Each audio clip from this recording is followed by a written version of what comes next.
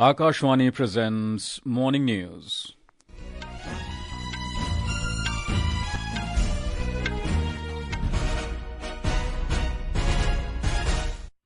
Good morning, I am Nishit Kumar. The headlines. Prime Minister Narendra Modi to hold talks with President of Indonesia, Prabowo Subianto in New Delhi this afternoon. Several agreements to be signed. President Droupadi Murmu to address the nation today on the eve of Republic Day. Union Minister Ashwini Vaishnaw says trust and talent are the two most important factors attracting investors to India. National Voters' Day being celebrated across the country today. Indian Grandmaster Iniyan Panneerselvam clinches Johor International Open chess tournament title in Malaysia. And in cricket, India to take on England in the second T20 International in Chennai this evening. And now the news in detail. Prime Minister Narendra Modi and President of Indonesia Prabowo Subianto will hold talks in New Delhi this afternoon. Both leaders will undertake a comprehensive review of bilateral ties and discuss regional and global issues of mutual interest. Several agreements will be signed after the talks. President Subianto arrived in New Delhi on Thursday on a 4-day state visit to India. We have a report from our correspondent. The Indonesian president will be accorded ceremonial reception at the forecourt of Rashtrapati Bhavan today morning. He will pay tributes to Mahatma Gandhi at his Samadhi in Rajghat. Vice President Jagdeep Dhankad will call on the visiting dignitary. Mr. Subianto will meet President Droupadi Murmu at Rashtrapati Bhavan in the evening. President Prabowo Subianto will be the chief guest of the 76th Republic Day celebrations tomorrow at Kartavya Path. This is Mr. Prabowo Subianto's first visit to India in his capacity as president after assuming office in October last year. India and Indonesia share warm and friendly ties spanning over millennia. As a comprehensive strategic partner, Indonesia is an important pillar in India's Act East policy and in the vision of the Indo-Pacific. Anupamish, Akashwani News, Delhi. President Droupadi Murmu will address the nation today on the eve of Republic Day. The address will be broadcast from 7 p.m. on the entire national network of Akashwani and telecast over all channels of Doordarshan in Hindi, followed by the English version. Broadcast of the address in Hindi and English on Doordarshan will be followed by broadcast in regional languages by regional channels of Doordarshan. Akashwani will broadcast regional language versions from 9:30 p.m. onwards on its regional networks. Akashwani and Doordarshan are fully prepared for the live coverage of the 76th Republic Day Parade from the Kartavya Path in New Delhi tomorrow. The live coverage of the event will be broadcast and telecast across the entire Akashwani and Doordarshan network as well as on the Waves OTT platform. To assess the preparations at the Kartavya Path, Secretary, Information and Broadcasting Ministry Sanjay Jaju reviewed the arrangements made by Akashwani and Doordarshan for the live coverage yesterday. Around 10,000 special guests have been invited to witness the 76th Republic Day Parade tomorrow as part of the government's effort to enhance public participation in national events. Among the special invitees are accident, prevention and disaster assistance, Apada Mitra volunteers, accredited social health activists, ASHA workers, farmers producer organizations, FPOs, PM Kisan Samman Nidhi beneficiaries, My Bharat volunteers and others. Talking to Akashwani News, an ASHA worker Meena said that by inviting them to such events, they will gain more recognition and help raise awareness. Bharat सरकार का बहुत ज्यादा तहे दिल से शुक्रिया अदा करना चाहूंगी। उन्होंने हम जिस तबके से उठकर आती है, आशा का बहुत छोटा तंगा है जहाँ कोई हमारी हॉस्पिटल में इतनी पहचान नहीं होती है, वहाँ भी हमें इतनी इज्जत मान सम्मान नहीं मिलता कि भाई आशाएं आ गई हैं आप जाओ, लेकिन इससे हमें ये पहचान मिलती है कि अगर इतने बड़े ओहदे पे हमें बुलाया जा रहा है, सम्मानित किया जा रहा है, तो इससे हमारे लिए बहुत बड़ी बात है। Delhi Metro will start its services at 3 a.m. on all lines tomorrow to help people reach the Kartavya Path and witness the Republic Day ceremony. According to Delhi Metro, trains will operate at intervals of 30 minutes until 6 in the morning, after which the regular timetable will be followed for the rest of the day. Like every year, this year as well, on the eve of Republic Day, Akashwani's most prestigious and much talked program, National Symposium of Poet, will be broadcast on the entire network of Akashwani at 10 p.m. today. In this symposium, around 400 poets of the country will recite poetry together on one stage. Union Minister Ashwini Vaishnaw has said that trust and talent are the two most important factors attracting global investors to India. Talking to the media at the World Economic Forum at Davos in Switzerland, Mr. Vaishnaw said despite all the disruptions and issues the world is facing at present, India has emerged as a very trusted country that respects intellectual property rights. He said India has clearly demonstrated to the world that under all circumstances it is a country that believes in peace, growth for everybody and inclusive development. World is looking at India as a destination for co-creation of technologies, for developing new applications. People do look at the domestic demand also, but also people look at India as a hub for global production and global growth. The minister said global companies are very enthused about India, while existing players planning to scale up and several new ones wanting to set shop in the country. He said investors are showing interest in multiple sectors including technology, semiconductors, artificial intelligence, AI, electronics manufacturing, research and design. Mr. Vaishnaw also said India is set for a leadership role in the area of artificial intelligence. This is Akashvani giving you the news. For quick news updates around the clock, follow us on our X handle at AIR News Alerts. And for details of these stories and more, log on to our website www.newsonair.gov.in and download News on AIR app. The 15th National Voters' Day is being celebrated across the country today. President Droupadi Murmu will attend the main function in New Delhi. Union Minister for Law and Justice Arjun Ram Meghwal, along with the Chief Election Commissioner and the election commissioners, will also be present at the event. During the event, President Murmu will present the Best Electoral Practices Awards to state and district officials for their exemplary efforts in ensuring smooth elections.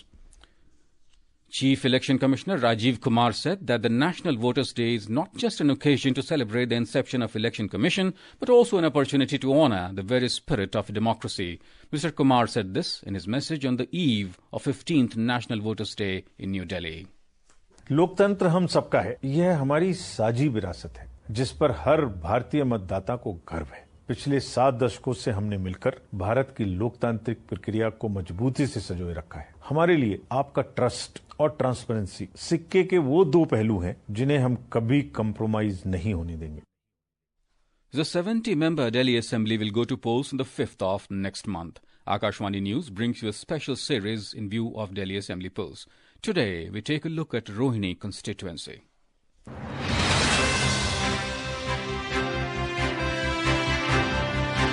Situated in North Delhi, Rohini is one of the key seats of this election, which is going to witness intense contest in the upcoming assembly polls. Leader of opposition in Delhi Assembly, Vijendra Gupta, is in the political battleground for the 3rd time on BJP's ticket. On the other hand, the Aam Aadmi Party has fielded Pradeep Mittal from this seat, while Congress has given its ticket to Sumesh Gupta. Having around 1,72,000 electors, the residents of Rohini face major issues like sanitation, encroachment, illegal parking and garbage dumping issues. Over the last 4 elections, BJP has emerged victorious 3 times while Aam Aadmi Party last secured the seat in 2013. BJP is aiming for a hat-trick while both Congress and AAP are campaigning vigorously to claim the seat. For Akashvani News.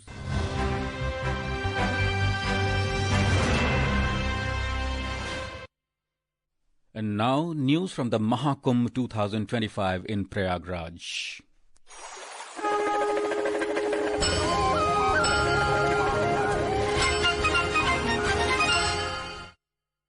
The Uttar Pradesh government is anticipating a rush of around 10 crore devotees on the occasion of Mauni Amavasya on the 29th of this month at the ongoing Mahakumbh Mela in Prayagraj.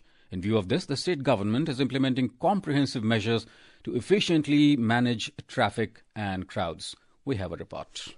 Mela administration has asked the officials to ensure that devotees return from the same sector or zone after taking bath in which they arrive. Under no circumstances, devotees will be permitted to move to Sangam Nose or other zones. For the convenience of devotees, instructions have been issued to minimize movement between zones, particularly at Sangam Nose from 27th to 29th of this month. This time, a 12-kilometer long ghat has been constructed for easy access and holy dip. Devotees are being encouraged to take bath at the ghat closest to their entry point and return from there without moving to other zones. Evacuation teams will be also deployed to prevent overcrowding at the ghat. The infrastructure at the ghats is also being reinforced to accommodate the large number of devotees. This includes river barricading, water police, watchtowers, improved lighting, clear signage, toilets, changing rooms and comprehensive cleanliness measures. With Anand Kumar's report from Prayagraj, this is Ashish Abraham for Akashvani News.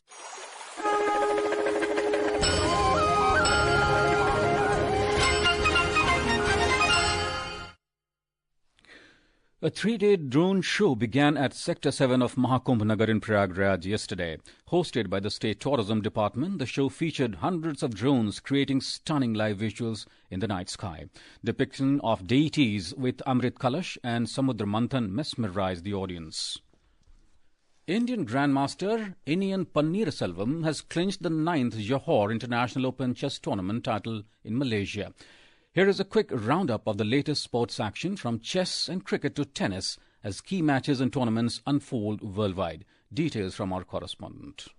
The 22-year-old Indian Grandmaster Iniyan from Erode in Tamil Nadu accumulated 8.5 points in 9 games. He defeated Vietnamese Grandmaster Nguyen Van Hue in the final round in an impressive performance. Moving towards Tata Steel Chess Tournament, the round 6 has concluded, making the halfway of the tournament at Vizganzi, Netherlands. Nordirbek Abdustarov of Uzbekistan is currently leading on the standings, while India's R. Pragananda is on the second and D. Gukesh is on the third spot. Next we move on to the world of cricket, where the Surya Kumar Yadav-led Indian side will take on England in second T20I at M.A. Chidambaram Stadium in Chennai this evening. The men in blue are currently leading the 5-match series 1-0. Last we have from Australian Open tennis, where world number 1 and defending champion Aryna Sabalenka will face 19-seed Madison Keys of United States in the women's singles final at Rod Laver Arena in Melbourne today. Belarusian Sabalenka is aiming to become the first woman since 1999 to win 3 consecutive Australian Open titles. And in the men's doubles final today, Britain's Henry Patton and Harry Heliovara of Finland will face third seeds Italian pair of Simone Bolelli and Andre Vavasori. Chirag Jha, Akashvani News, Delhi.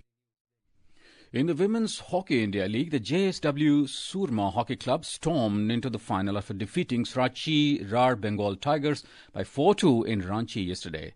We have more in this report. On Friday in Ranchi, in Women's Hockey India League, JSW Surma Hockey Club topped the points table by defeating Ranchi Rar Bengal Tigers with a scoreline of 4-2. With this victory, JSW Surma Hockey Club have set up the final clash against the Odisha Warriors, which will be played on 26th January. In the second match of Hockey India League, Ranchi Rar Bengal Tigers were against Kalinga Lancers. As both the team are eyeing for a place in the semi-finals, they were putting their best in the match to earn points. The match saw a fierce battle between the two teams. Ranchi Rar Bengal Tigers, who got better off Kalinga Lancers with a margin of 5-3. On Saturday in Rourkela, Tamil Nadu Dragons will play against Team Gonasika and Hyderabad Tufans will meet UP Rudras. This is Manoj Yadav reporting for Akashvani News. And now, for a look at today's newspapers, it's over to Subhadra Ramachandran. Thank you, Nishit.